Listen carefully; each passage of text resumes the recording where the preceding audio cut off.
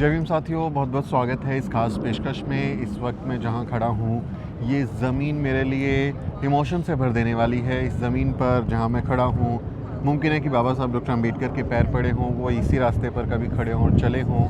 मैं Colombia university में हूं, जो कि अमेरिका में है, और कोलंबिया यूनिवर्सिटी से ही बाबा साहब डॉक्टर अम्बेडकर ने पढ़ाई की थी। वो स्कॉलरशिप लेके यहाँ पर आए थे। जो सयाजी गायकवाड़ है, उनकी तरफ से जो उन्हें स्कॉलरशिप या एजुकेशन लोन आप कह सकते हैं जो मिला था, उसके बाद वो कोलंबिया यूनिवर्सिटी आए और यहाँ पर उन्होंने पढ़ाई की और अपनी थीसिस और बाकी जो रिसर्च का काम है वो यहाँ पर किया। यहीं से उन्हें पीएचडी की डिग्री भी मिली थी। बाबा साहब डॉक्टर अम्बेडकर की इस यूनिवर्सिटी में खड़ा होना एक भावुक कर देने वाला पल है, क्योंकि बाबा साहब डॉक्टर अम्बेडकर यहाँ पढ़ने आए और उन्होंने फिर पूरी दुनिया में नॉलेज की रोशनी को, ज्ञान की रोशनी को फैलाया और जो भारत के लोग हैं उनकी ज़िंदगी को बदल दिया। सिर्फ दलित बहुजन समाज के लोग नहीं, बल्कि माइनॉरिटीज़ हों, महिलाएं हों या बाकी जो भी लोग हैं, हर किसी को उसका फ़ायदा हुआ। संविधान ने सबके साथ समानता का व्यवहार किया। तो इस यूनिवर्सिटी में खड़ा होना निश्चित तौर पर फ़ख्र की बात है, एक प्राउड मोमेंट है। और ये पीछे जो आप लाइब्रेरी देख रहे हैं, इसी लाइब्रेरी में बाबा साहब डॉक्टर अम्बेडकर पढ़ा करते थे। और ये लाइब्रेरी ऑफ कोलंबिया यूनिवर्सिटी की सीढ़ियाँ चढ़ते हुए वो जो एक स्टूडेंट जिसे कहें कि स्कूल की दहलीज से अंदर नहीं जाने दिया, कि क्लासरूम की वो दहलीज नहीं लांघ सकता, बाहर बैठता था, और जब वो इस यूनिवर्सिटी की दहलीज पर आया और इन सीढ़ियों पर चढ़ा होगा तो उस समय किस तरह की मानसिकता रही होगी, क्या मनोदशा रही होगी, दिमाग में क्या थॉट चल रहे होंगे, वो निश्चित तौर पर एक संघर्ष को बयां करता है, एक प्रेरणा को बयां करता है। तो इस कैंपस में होना मेरे लिए एक गर्व की बात है। और अयाज़ भाई भी मेरे साथ हैं। अयाज़ भाई यहाँ यूनिवर्सिटी ऑफ कोलंबिया में विजिटिंग स्कॉलर हैं, फ़िलोसफी डिपार्टमेंट में हैं और भारत में भी प्रोफेसर की एक अपनी हैसियत रखते हैं। बहुत ही अच्छी बात है कि अब हमारे लोग यहाँ आ रहे हैं, पढ़ रहे हैं और समाज के लिए भी काम करें। तो अयाज़ भाई का परिचय सिर्फ इतना नहीं है, मिशनरी आदमी है और लगातार काम करें। तो अयाज़ भाई, जय भीम, बहुत बहुत स्वागत है आपका। जय भीम, बहुत शुक्रिया सुमित साहब। मैं तो बहुत इमोशनल हूँ यहाँ खड़े होकर। मैं भी बहुत इमोशनल हूँ और मैं तो 1.5 साल हो गए मुझे यहाँ पे इमोशनली हूँ। और बाबा साहब के मैं कह सकता हूँ कि उनके पैरों के निशान ढूंढते ढूंढते मैं यहाँ पहुँचा। और तो ये मेरे लिए बहुत ही ज़िंदगी का ट्रांसफॉर्मेटिव मौका रहा है। और बाबा साहब की इंस्पिरेशन ना होती तो मैं यहाँ नहीं होते। तो अयाज़ भाई, कैंपस में बाबा साहब का होना, वो रास्ता बनाया उन्होंने हमारे लिए, हमारी जनरेशन के लिए। और उस रास्ते पे अभी भी बहुत कम लोग चल पा रहे हैं, सबके पास वो अपॉर्चुनिटीज़ नहीं आ रही हैं। तो लगता है कि बाबा साहब डॉक्टर अम्बेडकर जब यहाँ आए, उस ज़माने से आज के ज़माने में कुछ बदलाव आया, या अभी हमें बहुत लंबा सफ़र तय करना है? सफ़र तो लंबा है, ये हमको मानना पड़ेगा, क्योंकि जो बाबा साहब का लोकतंत्र का सपना, आज़ादी, बराबरी और भाईचारे के लोकतंत्र का सपना था, वो कहीं ना कहीं ज्ञान विज्ञान के रास्ते से जाता था। उसमें नॉलेज का जो सिस्टम है इंडिया में, उसको नहीं इवॉल्व होने दिया गया बाबा साहब के सपनों की तरह। तो बाबा साहब का जो आज़ादी, बराबरी, भाईचारे के लोकतंत्र का सपना है, अगर हमें उसे पूरा करना है तो कोलंबिया यूनिवर्सिटी जैसी 50 यूनिवर्सिटीज़ और सैकड़ों यूनिवर्सिटीज़ हमें अपने देश में भी बनानी पड़ेंगी। बाबा साहब का एक सपना हुआ करता था, उन्होंने अपनी एक मेमोरेंडम जो कॉन्स्टिट्यूएंट असेंबली को दिया था, स्टेट एंड द माइनॉरिटीज़, उसमें उन्होंने कॉन्स्टिट्यूशन जो बनाया था वो यूनाइटेड स्टेट्स ऑफ इंडिया का कॉन्स्टिट्यूशन बनाया था। एक वो सपना, वो तभी होगा जब हम कोलंबिया यूनिवर्सिटी जैसी 50 यूनिवर्सिटी, सैकड़ों यूनिवर्सिटीज़ इंडिया में बनाएं। यहाँ आएँ, कैंपस में आएँ, अमेरिका आएँ, कनाडा आएँ, यूरोप जाएँ, चाइना जाएँ, दुनिया के हर हिस्से में जहाँ नॉलेज की एडवांस पढ़ाई चल रही हो वहाँ पहुँचें, सीखें। लेकिन अल्टीमेटली हम इंडिया में ही बनाएं। हमें बनाना इंडिया को ही है, जहाँ पे बाबा साहब के सपने पूरे होंगे और साकार होंगे। बिल्कुल। और अभी जब इन बातों के कंटेक्स्ट में मैं इंडियन एजुकेशन सिस्टम को देख रहा हूँ, या इंडियन एजुकेशन की कहीं कि पतन में जाते हुए उसको मैं देख रहा हूँ, तो बड़ी पीड़ा होती है। क्योंकि हम लोग इसलिए स्कूल कर पाए क्योंकि सरकारी स्कूल था, हम लोग इसलिए ग्रेजुएशन कर पाए क्योंकि सरकारी एजुकेशन सिस्टम था। लेकिन अब आप देखेंगे लगातार बाज़ारीकरण हो रहा है, यूनिवर्सिटीज़ को, स्कूल को बंद किया जा रहा है और उन पर दबाव बनाया जा रहा है कि अपनी फ़ीस खुद जुटाओ, फंड्स में कटौती हो रही है, स्कॉलरशिप्स में कटौती हो रही है, और एक रास्ता बंद किया जा रहा है कि हम ज्ञान विज्ञान जिसकी आप बात कर रहे हैं, पढ़ाई लिखाई की बात है, वो ना कर पाएँ। तो ये क्या एक डेलिबरेटली एक साजिश नज़र आती है कि एक वर्ग को जो शायद आप पढ़ाई के ज़रिए आगे बढ़ रहा था, उसको वापस फिर से उसी दौर में पहुंचा दो, या उसको एक सस्ते लेबर फोर्स की तरह तैयार कर दो? जी, कहीं न कहीं ये एक इसे हम कहते हैं एंटी डेमोक्रेटिक ऑफेंसिव। लोकतंत्र की वजह से जो बराबरी और आज़ादी का एक नया दौर शुरू हुआ, उसको लेके एक पूरे ग्लोबल लेवल पे एक बैकलैश है और उसका एक बड़ा ही बुरा फॉर्म हमें इंडिया में देखने को मिल रहा है। तो ऐसा नहीं है कि इंडिया में ही हो रहा है प्राइवेटाइजेशन का, मेनली तो यूरोप और अमेरिका से स्टार्ट हुआ।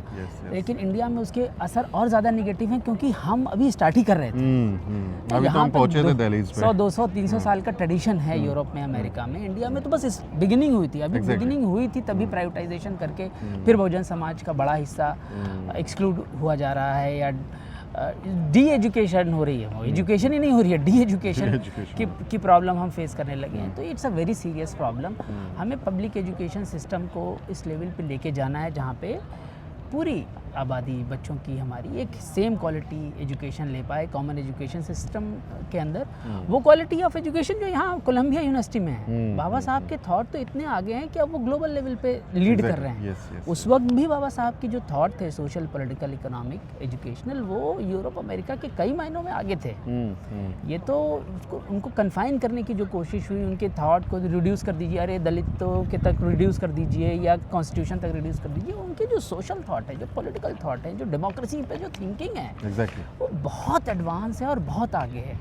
तो हम बना सकते हैं उसके, हमारे पास इंटेलेक्चुअल आइडियोलॉजिकल मटेरियल पूरा है जिसके बेसिस पे हम कोलंबिया यूनिवर्सिटी से बेहतर यूनिवर्सिटीज बना सकते हैं। ये एम्बिशन को लो रखने वाली बात है कि नहीं हमें तो कॉपी ही करना है यूरो अमेरिका, नहीं हम उससे भी अच्छा कर सकते हैं। मतलब हम ऐसी एजुकेशनल इंस्टीट्यूशंस की बुनियाद डाल सकते हैं जिसमें हम कॉलोनियलिज्म और न्यू कॉलोनियलिज्म के जो पूरे फेज हम उसको बाईपास कर दें।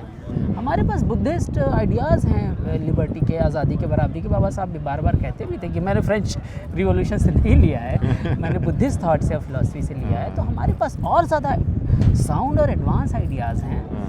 बल्कि यूरोपियन जो रेनेसां है वो भी अच्छा खासा बुद्धिस्ट आइडियोलॉजी पे philosophy. It is about humanity, it is about humanitarian values. So you will see कि जो भी सोशल रिफॉर्मर्स हैं या जो भी बड़े महापुरुष या महामहिलाएं हुई हैं, उन्होंने इंसानियत की बात की है, उन्होंने न्याय की बात की है, समानता की बात की है। तो वही हमारे, चाहे वो बुद्धिज़्म हो, चाहे गुरु रविदास हो, चाहे गुरु कबीर हो, पेरियार साहब हो, सबके थॉट्स एक जैसे हमको देखने को मिलते हैं। लेकिन भारत में जैसे कैंपसेस हैं, हम चूँकि हम सब यूनिवर्सिटीज़ में गए भारत में, वो एक एलियनेशन है कैंपस में, क्योंकि वहाँ के कैंपसेस को माँ सरस्वती का दिव्य प्रांगण कहा जाता है कि अरे माँ सरस्वती विद्या देती हैं लेकिन शायद माता हमारे को नहीं पढ़ाती, बाकी बच्चों को पढ़ाती हैं। तो वो एक एक्सक्लूजन दिखता है कि हमारे प्रोफेसर्स नहीं हैं, हमारे स्टूडेंट्स की संख्या कम है। और वहाँ कई बार कास्ट डिस्क्रिमिनेशन और मेरिट का ताना, तुम तो कोटे वाले हो, आरक्षण की वजह से यहाँ पहुँच गए। इधर तो आरक्षण नहीं है, इधर तो हमारे लोगों को उस तरह का कोई बेनिफिट मिलता नहीं है। तो यहाँ जब हमारे लोग आते हैं, आप जैसे लोग आते हैं एकेडमिया में, क्या उनको इस तरह के कुछ अनुभव होते हैं कि उनको जो इंडियन डायस्पोरा है या Indian students those who are coming to this universities, do they have that virus of caste in their mind, और do they you know you or anybody else ever have to go through like experiences? मुझे तो ऐसा कभी face नहीं करना पड़ा। हो सकता है लोग, मतलब जो रेसिस्ट हैं, कास्टिस्ट हैं, वो यहाँ पे भी हों और अलग अलग गेटोज़ बने हुए हैं यहाँ पे। तो ऐसा होता है कि बहुत क्लोज इंटरेक्शन ना भी करें, खुद ही से इंटरेक्शन में ही ना आए। लेकिन जो पब्लिक स्पेसेस हैं जहाँ पब्लिक लेक्चर हो रहे हैं या कॉन्फ्रेंस हो रही है, तो वहाँ पे तो ऐसा मुझे देखने को नहीं मिला है। बट उसमें ये भी बात है कि सामने वाले को पता है कि जो सामने बैठा हुआ है वो नॉलेज के फील्ड में, गेम में है। तो उससे हल्की बात आप करेंगे कि किसी तरह की डिस्क्रिमिनेशन पे, कास्ट पे, रिलीजन पे, रेस पे एट्सेट्रा, तो वो उल्टा बैकफायर करेगा। तो वो उस चीज़ को नहीं पब्लिकली यहाँ पे तो कर सकते नहीं हैं। कर यहाँ सकते, वो कास्ट प्राउड काम नहीं करेगा। कास्ट तो इस तरह की चीज़ें ज़्यादा पता नहीं चलती हैं। But numbers of students or the visiting fellows have gone through the same caste experiences. We have testimonies. Yes, ये तो हुआ है, वो तो हुआ है। इस खासकर जब आप ग्रुप में चले जाते हैं और वो इंडियंस का ग्रुप है या साउथ एशिया के ग्रुप हैं, तो वो कोकून हैं पहले से, जो अपर कास्ट हैं, सवर्ण, अशराफ ग्रुप्स हैं, वो एक ख़ास तरह के इकोसिस्टम में हैं। तो वहाँ पे हो सकता है ऐसा हो, और हुआ है। बहुत सारे लोग अपने एक्सपीरियंसेस बताते भी हैं। हम लोग तो थोड़ा सा, दरअसल उसमें एक कंसेप्चुअल मामला है ये कि अगर वो हमारे साथ कमरे में अगर अशराफ सवर्णा अपर कास्ट लोग बैठे हुए हैं, तो क्वेश्चन ये है कि हम अपनी नॉलेज को इस लेवल पे आगे और अंडरस्टैंडिंग को एडवांस रखें कि वो आपको फॉलो करने पे मजबूर हो जाएं। डिस्क्रिमिनेशन का थॉट कहाँ से लाएंगे?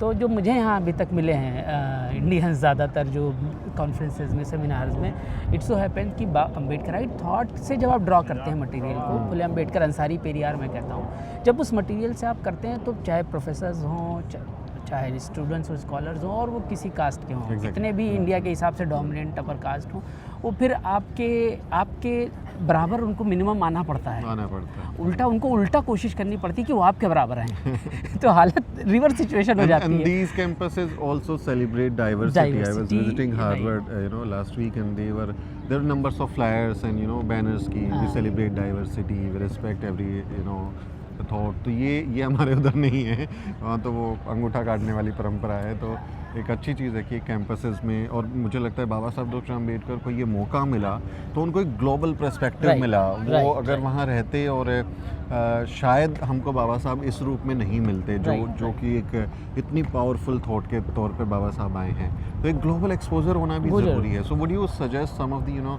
Indian student from the marginalized section that cross the border, come to such campuses, learn something and have a global perspective and make this issue global? ये एक डिस्क्रिमिनेशन और रेसिज्म, कास्टिज्म का जो मामला है, ये पूरी दुनिया में अब इस पर बात हो रही है, तो we should have that global perspective. What is your thought on that? Absolutely. जो क्वेश्चन ऑफ डिस्क्रिमिनेशन या हायरार्की, इनइक्वालिटी का question, it's a universal question, और उसमें जो काम हो रहा है नॉलेज के फील्ड में, वो दुनिया के हर हिस्से में हो रहा है। तो अब जिसे भी आज़ादी, बराबरी, भाईचारे के लोकतंत्र में दिलचस्पी है, उसको दुनिया के हर हिस्से में जहाँ एडवांस नॉलेज प्रोड्यूस हो रही है, वहाँ आपको जाके नॉलेज को पहले इंटरनलाइज करना है, एब्जॉर्ब करना है, और फिर प्रोड्यूस करना है। तो उस वक्त जब बाबा साहब अम्बेडकर आए थे, ये दुनिया में सबसे एडवांस नॉलेज के सेंटर्स में से था, तो उनको उसका फ़ायदा मिला, उसका अंडरस्टैंडिंग उनकी ब्रॉड एंड कॉम्प्रिहेंसिव हुई।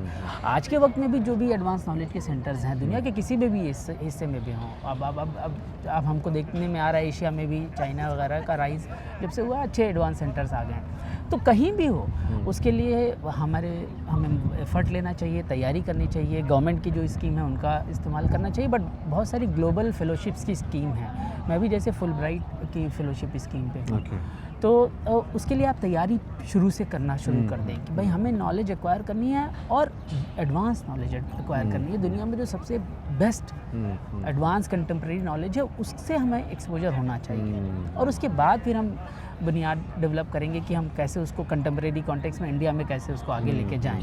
बहुत ज़रूरी बात। और जो भविष्य के आने वाले रोज़गार हैं, जो प्रोफेशंस हैं, उसके लिए भी हम तैयार हैं, क्योंकि रिजर्वेशन ख़त्म हो रहा है, सरकारी नौकरियां ख़त्म हो रही हैं, प्राइवेटाइजेशन हो रहा है, तो फिर नौकरियां बचेंगी कहाँ? तो हम उसके भरोसे ही नहीं रह सकते। हमें ग्लोबल एक्सपोजर, प्रोफेशनल अप्रोच के लिए भी चाहिए, करियर के लिए भी चाहिए, और समाज को बेहतर बनाने के लिए भी चाहिए। तो मुझे बहुत मज़ा आया। उसमें एक बात मैं और कहना चाहूँगा कि नॉलेज के, जब हम इंडिया में जो डोमिनेंट पैराडाइम है कि knowledge as a tool of empowerment, उसमें एक चीज़ बाबा साहब की पर्सनालिटी और उनकी लाइफ में खुद ही है, जो कई बार मिस हो जाता है। वो ये है कि एजुकेशन सारी अच्छी है और सारी एम्पावरिंग है, लेकिन जो एक लॉ एंड सोशल साइंस की एजुकेशन है, जो बाबा साहब ने पहले सोशल साइंस की कई डिसिप्लिन्स में उन्होंने मास्टरी की, फिर उन्होंने लॉ की मास्टरी की। जो सोशल साइंस एंड लॉ की एजुकेशन है, नॉलेज है, वो बहुत ही ज़्यादा एम्पावरिंग है। साइंस एंड, लोग मिस्टेक ये करते हैं साइंस एंड टेक्नोलॉजी में पढ़ाते हैं, नहीं, वो भी इम्पॉर्टेंट है, मैं उसे डिस्कार्ड नहीं कर रहा हूँ या उसकी वैल्यू को कम नहीं करूँगा, लेकिन वो जो बुनियाद है एम्पावरमेंट की,